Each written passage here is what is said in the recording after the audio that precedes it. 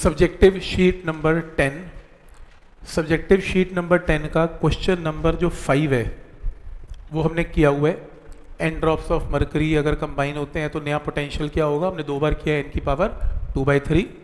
आपने जो करना है क्वेश्चन नंबर 6 करना है, 6 क्वेश्चन, ठीक है। तो क्वेश्चन है parallel plate capacitor has a plate area, plate का एरिया कितना है 0.02 मीटर का square. Separation between the plates कितनी है 1 mm, 1 mm का मतलब है 1 × 10⁻³ मीटर। एंड चार्ज कितना डेवलप हुआ इसमें 1 नैनो कूलम, नैनो का मतलब है 10⁻⁹ कूलम। क्या कह रहा है, आपको क्या निकालना है, पोटेंशियल डिफरेंस निकालना है V। मेरे को ये बताओ जब A और D उसने दे दिया तो कैपेसिटेंस का फॉर्मूला ε0 A/D 8.8 × 10⁻⁻12 × D, D कितना है 1 × एरिया, सॉरी एरिया की वैल्यू कितनी है इसमें, एरिया है 0.02 और D की वैल्यू कितनी है 1 × 10⁻³ C की वैल्यू आ गई। चार्ज आपको पता है, C आपको पता है, तो V क्या होता है Q/C, क्योंकि C क्या होता है Q/V, तो V क्या होता है Q/C। चार्ज आपको पता है 10 की पावर कितना -9 कूलम। C की वैल्यू जो आप निकालोगे यहां से उठा के यहां पुट कर देंगे, V की value can be calculate, answer निकाल लेना।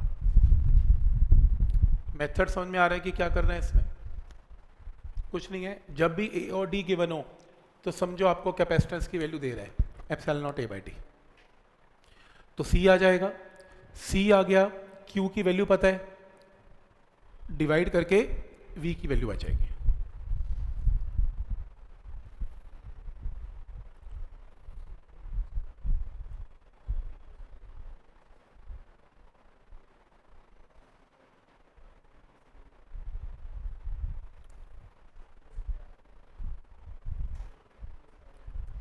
क्या ये पॉइंट यहां तक क्लियर है? ठीक है। इसका अगला पार्ट पता है क्या है, वो कह रहे हैं D को 1 mm की जगह 2 mm कर दो, तो नया V क्या होगा, पोटेंशियल डिफरेंस क्या होगा। एक बात बताओ मुझे, अगर मैं इसको D को 1 की जगह 2 करता हूं तो D को डबल कर दिया, D अगर डबल हो गया कैपेसिटेंस हाफ हो गई, कैपेसिटेंस अगर हाफ हो गई तो V डबल हो गया, आंसर डबल आंसर लिख देना, आंसर आ गया, कुछ भी नहीं करना। सही, तो पॉइंट समझ में आ रहा है कि क्या लॉजिक है इसमें, ठीक है। 2 मिनट, ठीक है, ठीक, कोई डाउट इसमें? नेक्स्ट है क्वेश्चन नंबर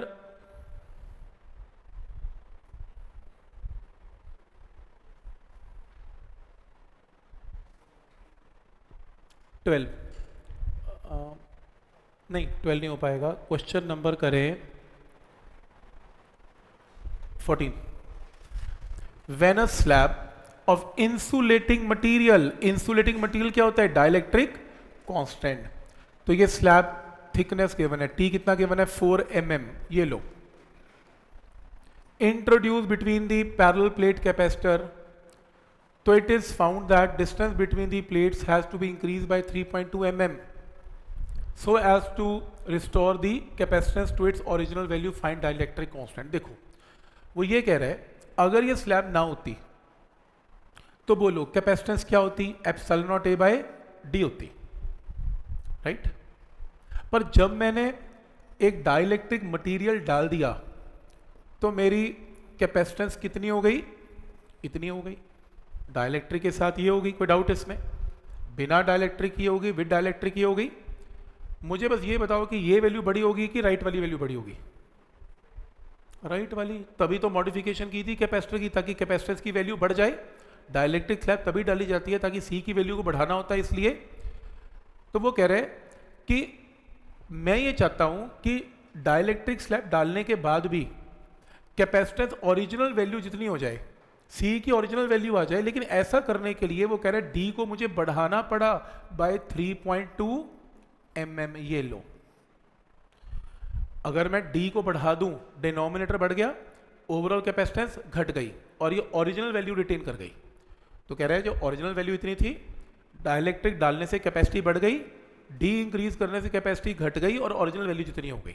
फाइंड के, कह रहे के निकालो, ये तो कट गया तो डी किसके इक्वल आ गया 3.2 into 10⁻³ plus D minus T 1 minus 1/k।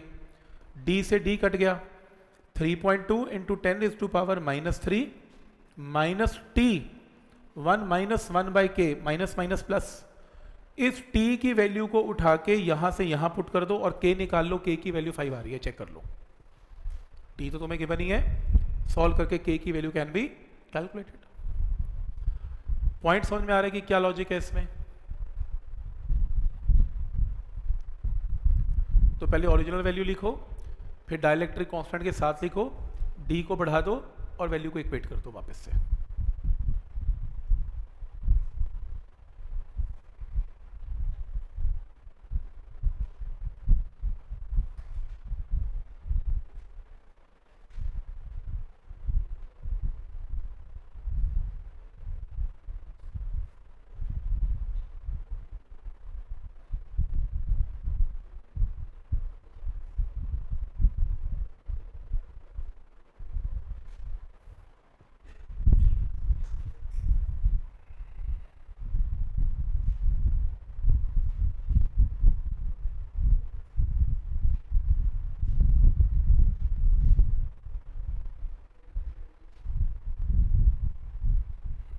Point clear है कि क्या किया है इसमें?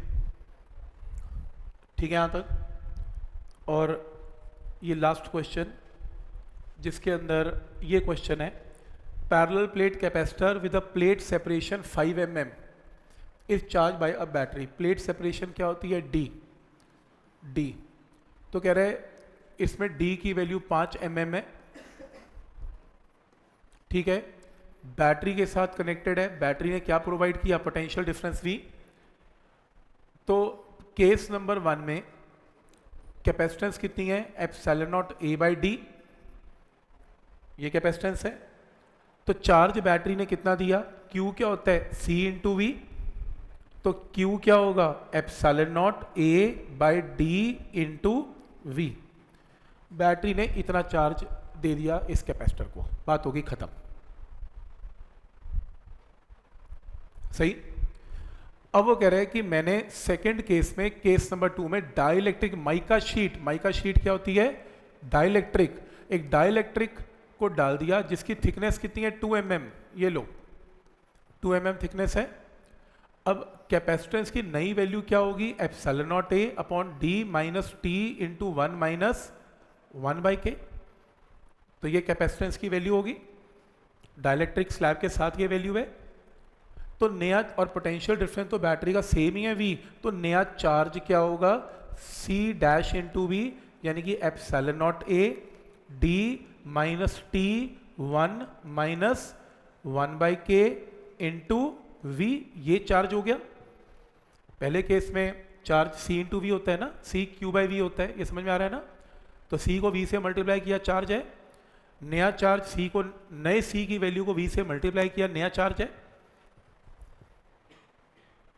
लेकिन क्वेश्चन में क्या कह रहा है कि सेकेंड केस में जो चार्ज आएगा Q' वो पुराने चार्ज से 25% ज़्यादा है।